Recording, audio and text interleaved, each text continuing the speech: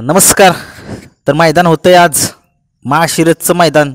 एक 7:45 वाजता चालू झालं मैदान. पहिला गट पळाला आणि पहिल्याच गटात एक टॉपची गाडी पळाली. त्या गाडीची अपेक्षा सगळ्यांनाच होती, ती गाडी सेमीफायनलला जाईल. विठ्ठल नानांचा घरचा साज पळाला. अजय शेट यांचा घरचा साज तेजा आणि दिवाण्या ही गाडी सेमीसाठी पात्र झालेली आहे. नक्कीच गाडीला चांगलंच स्पीड लागलं, त्या खूप चांगली स्पीडनं पळाली. आणि की सगळ्यांचा लाडका बैल स्वर्गीय रणजित निंबाळकर सर यांच्या नावाने ती गाडी पळाली. त्यांचाच बैल अभिजित भैया पवार, हेमंत फुलोरे यांचा हरण्या आणि सर्जा ही पण गाडी चांगली स्पीडनं लागली. म्हणावं असं स्पीड लागलं नाही, परंतु गट पास केलाच नक्की या गाडीनं. नक्की सर्जा माहीत आहे, सेमीला गाडी चांगलाच पळतो. छोट्या ड्रायव्हर होते गाडीवरती. चांगलीच गाडी पळाली. खूप साऱ्या शुभेच्छा.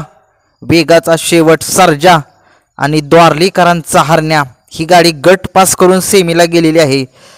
नक्कीच दुसरी गाडी चांगलीच पळाली. छत्रपती संभाजीनगरचा लखननं एक आदत बैल घेतलाय बरं का. त्या बैलाला घेऊन लखननं गट पास केला. आणि किशोर ड्रायव्हर तुम्हाला माहित आहे, एक अनुभवी ड्रायव्हर, मोठा लक्षाची गाडी त्यांनी चालवली होती. म्हणजे तिथून तेव्हापासून ते गाडी चालवत आहेत.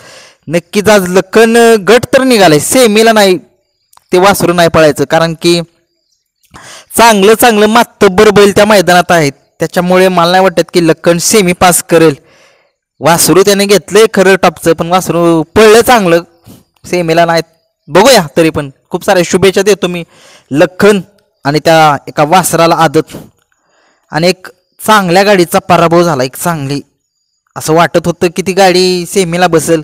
काय नजर लागली बरं का त्या बैलाला. एक 22-11 पिस्टन आणि मानगरकरांचं वादळ पळतंय चांगलं, परंतु पिस्टनला काय झालंय, खूप दिवस झाले, खूप बॅड पॅच चालू आहे त्या 22-11 पिस्टनचा.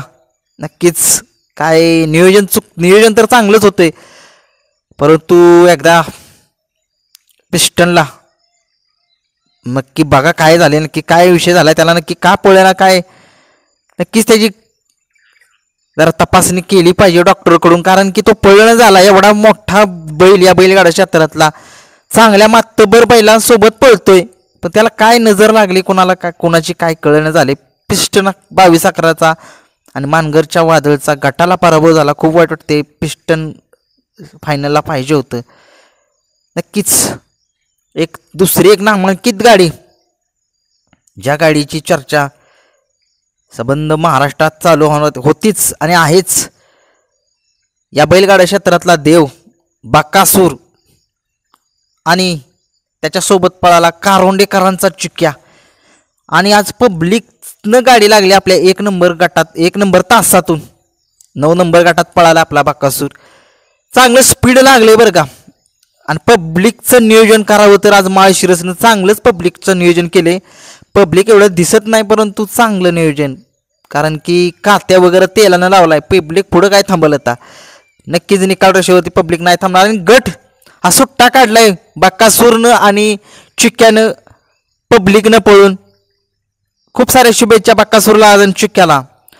आणि एक गाडी पळाली बघा, त्या गाडीला रोखणं कठीण आहे असं वाटतंय. मी तुम्हाला मागच्या व्हिडिओमध्ये सांगितलंय, भुंगा आणि घोटचा सर्जा, काय गाडी पळाली, एवढं स्पीड लागलं. गाड्या अर्ध्यात होत्या तवर ही गाडी निकाल पण घेतलेला आहे गाडीनं.